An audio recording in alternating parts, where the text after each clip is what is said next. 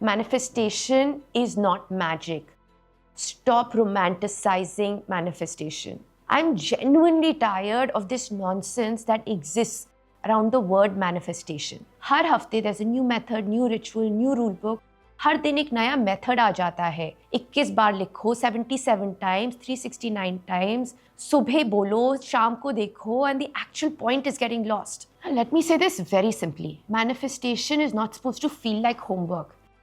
ये कोई परफॉर्मेंस नहीं है. It's not suppose to become another part of your life जिसके बारे में आप एंक्शियस हो रहे हो कि ये मैंने गलत कर दिया. If your manifestation practice is leaving you more obsessed, more insecure, more dependent on the techniques, फिर कहीं ना कहीं you are missing the point of this entirely. Plus जो टाइम आप स्पेंड कर रहे हो इन लर्निंग न्यू मेथड्स, उस टाइम में you could have actually been changing your life. And I say this very bluntly because I've built things in the real world. Teams, systems, organizations, and one thing I've learned very clearly. Life is not responding to what you repeat. It is responding to what you become. And that's why today, मैं आपको एक और method नहीं दूंगी. In fact, I'm going to take most of them away because if you're doing anything right now and feeling stuck, then there's a reason. And it's not what you think, something more fundamental is off. And after you see this video, you won't need any more techniques, I promise. Stop negotiating with your old life. सबसे पहली चीज़ जो आपको कोई नहीं बताता is that manifestation is not only about receiving, it is about removal. लोग सोचते हैं कि desire काफ़ी है. They assume कि अगर हमने clearly बोल दिया कि I want love, I want peace, I want success, then life somehow will move in that direction. But manifestation ऐसे respond नहीं करती. You have to think differently about it. आप जो demand कर रहे हो उसके साथ आपका current system compatible है या नहीं. Most people want a different life, but उनका operating system वो ही same है. Same thinking, same reaction, same tolerance, same pattern. और फिर वो बोलते हैं कि I'm trying to manifest, but it's not working, madam. It's not working because nothing fundamental has changed. अगर आप genuinely better relationship चाहते हो, तो आपको unhealthy dynamics tolerate करना बंद करना पड़ेगा. अगर आप पीस चाहते हो तो आपको chaos से अटैचमेंट ब्रेक करनी पड़ेगी. अगर आप ग्रोथ चाहते हो देन आपके कंफर्ट के कुछ वर्जन्स लूज करने पड़ेंगे. बट मोस्ट पीपल इस पार्ट को स्किप कर देते हैं. They want the outcome without restructuring the actual base. और वो फेज अनकंफर्टेबल होता है. Things feel unstable. कुछ रिलेशनशिप्स डिस्टेंस हो जाती हैं. कुछ हैबिट्स सडनली मीनिंगलेस लगने लगती हैं. आपको लगता है something is going wrong, but what is actually happening is that your life is trying to create space for what you actually asked for. सच्ची बोलूँ, ये कोई एग्जीक्यूशन की प्रॉब्लम नहीं है. It's just a fundamental contradiction. Desire तब काम करता है जब आइडेंटिटी उसके साथ अलाइन हो, और जब ये अलाइनमेंट स्टार्ट होता है तो प्रोसेस स्मूथ नहीं होता है till it actually becomes real. Stop misreading your own signals. ना जब आपने अलाइन कर ली है अपनी identity along with what you really desire, दूसरा step is not what people expect. Because लोग अज्यूम कर लेते हैं कि अलाइनमेंट हो गया तो अब रिजल्ट्स ऑटोमेटिकली आने चाहिए.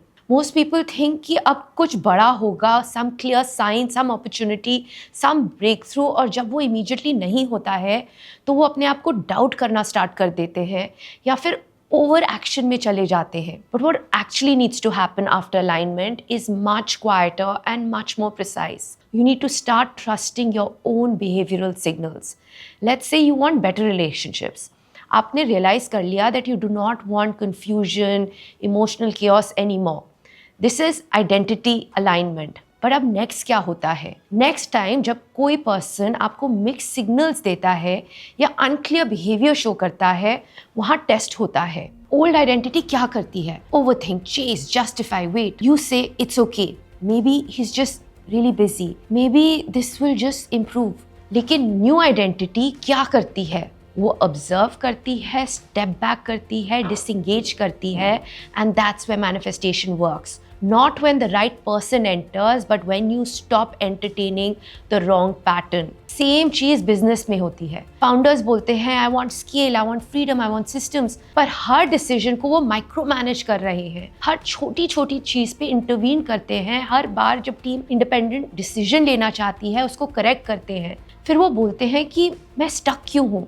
बिकॉज आप जो बोल रहे हो और जो आप कर रहे हो वो मैच नहीं कर रहा है. एंड योर ब्रेन इस मिसमैच को इग्नोर नहीं करता. वो या तो आपको अनकंफर्टेबल फील करवाता है और फिर आपको कन्विंस कर देती है कि जो आप कर रहे थे वही सही था. This is called a confirmation bias. So alignment का रियल टेस्ट ये नहीं है कि आपने क्या विजुअलाइज किया है. रियल टेस्ट है कि आपने डेली लाइफ में इसको कैसे रीइंफोर्स किया है. Alignment is not a one time activity. It has to be reinforced again and again and again through small consistent decisions and actions. आपकी छोटी चॉइसेस ही आपकी आइडेंटिटी को स्टेबल बनाती हैं या कोलैप्स कर देती हैं. हर बार जब आप अपनी न्यू आइडेंटिटी के अगेंस्ट चूज करते हो, आप अपने सिस्टम को कंफ्यूज कर देते हो और फिर आपको लगता है कि ये प्रोसेस अनस्टेबल है. एक्चुअली प्रोसेस अनस्टेबल नहीं है, आपकी एप्लीकेशन इनकंसिस्टेंट है. But once you get consistency here, interestingly चीज़ें चेंज हो जाती हैं, डिसीजंस बेटर हो जाते हैं, डिस्ट्रैक्शंस इररेलेवेंट हो जाती हैं और जो चीज़ें एक्चुअली अलाइन होनी होती हैं उनके लिए आप नेचुरली अवेलेबल हो जाते हो. Stop quitting right before it starts working. So now you've aligned your identity with your desire. आपने कॉन्शियसली अपने थॉट्स और रिएक्शंस को ऑब्जर्व किया है, उसको कंट्रोल किया है. एक स्टेज आता है जहाँ process suddenly slow plus confusing लगने लगता है. नॉट बिकॉज कुछ गलत हो रहा है, बट बिकॉज जो चेंज आप एक्सपेक्ट कर रहे थे वो विजिबल फॉर्म में नहीं दिख रहा है. You are not seeing any result and maximum people just quit here. आप अज्यूम कर लेते हो कि प्रोग्रेस का मतलब आउटकम है. But what actually shifts first is your internal decision making, not your external life. अगर आप ऑनेस्टली देखो तो आपका इन्वायरमेंट इनर्शिया पे चल रहा होता है. जो पैटर्न्स आपने सालों तक रीइंफोर्स किए थे वो एक दिन में डिसॉल्व नहीं होते. इसलिए जब आप इंटरनली चेंज करते हो, आउटर वर्ल्ड इमीडिएटली रिस्पॉन्ड नहीं करता. ये डिले रैंडम नहीं है, ये एक स्ट्रक्चरल लैग है और ये लैग ही डिसाइड करता है कि आपका चेंज रियल है या temporary.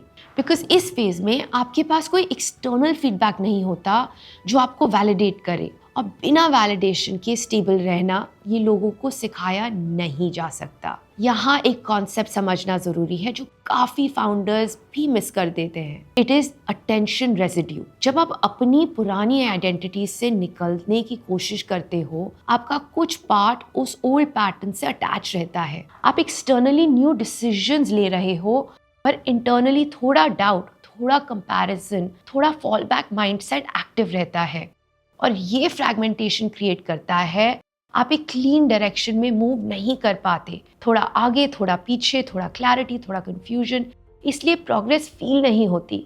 When technically change is happening. And along with this, there's one more distortion that's quite dangerous. This is capacity miscalculation. आप अज्यूम करते हो कि अगर आपने एक नया वर्जन अडॉप्ट कर लिया तो आप उस लाइफ को इमीडिएटली हैंडल कर पाओगे. बट रियलिटी है कि आइडेंटिटी सिर्फ बिहेवियर से चेंज नहीं होती और जब तक ये कैपेसिटी बिल्ड नहीं होती, life will not give you that outcome that you are actually ready to handle. But eventually एक बहुत इंटरेस्टिंग चीज़ होती है.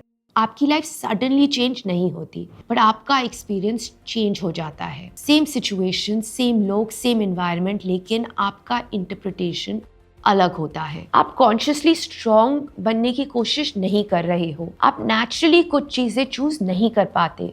आप नेचुरली कुछ सिचुएशन से डिस्टेंस बना लेते हो. आप नेचुरली कुछ अपॉर्चुनिटीज को आइडेंटिफाई कर लेते हो जो पहले विजिबल नहीं थी. ये जो नेचुरल लगने लगता है ये एक्चुअली सबसे पावरफुल शिफ्ट होता है. Because now you are aligned. इससे आपका मेंटल लोड कम होने लगता है. पहले हर डिसीजन हैवी लगता था, हर चीज़ सोचनी पड़ती थी, हर सिचुएशन एनालाइज करनी पड़ती थी. अब धीरे धीरे आप नोटिस करते हो कि डिसीजंस बिकम सिंपलर क्योंकि आपने इंटरनली कुछ क्लियर रूल्स बना लिए हैं। जैसे अगर आपने डिसाइड कर लिया है कि आप इस टाइप की इन्वायरमेंट में ग्रो करोगे तो आपको हर बार इवैल्यूएट नहीं करना पड़े। और जब डिसीजन सिंपल हो जाते हैं तो आपका माइंड फ्री हो जाता है। एंड ये फ्री स्पेस ही वो जगह है जहाँ से क्लैरिटी और स्टेबिलिटी आती है। आपको नए आइडियाज़ आते हैं, आपका डायरेक्शन क्लियर हो जाता है, आपको अपॉर्चुनिटीज़ दिखने लगती हैं जो पहले नॉइज में lost. And that's where my friend you actually start seeing results. लेकिन अब वो भी सरप्राइजिंग नहीं लगता, वो अलाइंड लगता है, जैसे ये होना ही था। And this feeling is very very important because outcome achieve karna is not important, but internally to reach that level where that outcome becomes natural is what's important. And that's how manifestation actually starts to show results, not in the way that has been promised, like a sudden breakthrough, overnight change, but as a quiet shift in how your life begins to organize itself. आप realize करते हो that manifestation ने आपको चीज़ें लाकर नहीं दी, उसने आपको उन चीज़ों के लायक बना दिया है जो आप पहले सस्टेन नहीं कर पाते थे। It's cleaned up your attention, it's simplified your decisions, and उसने आपको एक स्टेबिलिटी दी है that in any situation you can be the best version of your self, चाहे एक्सटर्नल कंडीशंस कुछ भी हों। And honestly that's the most beautiful truth about manifestation. When you truly align, you don't have to force life to change. Life begins to align with you. I hope you enjoyed this video. Digital universe बहुत बड़ा है, and if you are not following me and you're not subscribed to this channel, chances are हम फिर से नहीं मिल पाएंगे. So please do let me know in the comments below what you thought about my interpretation of manifestation that I have experienced and then I genuinely believe in while I've run my businesses, been a mom, done my education, and what is your experience? So look forward to hearing you and see you in my next video. This is Divya Jain signing off.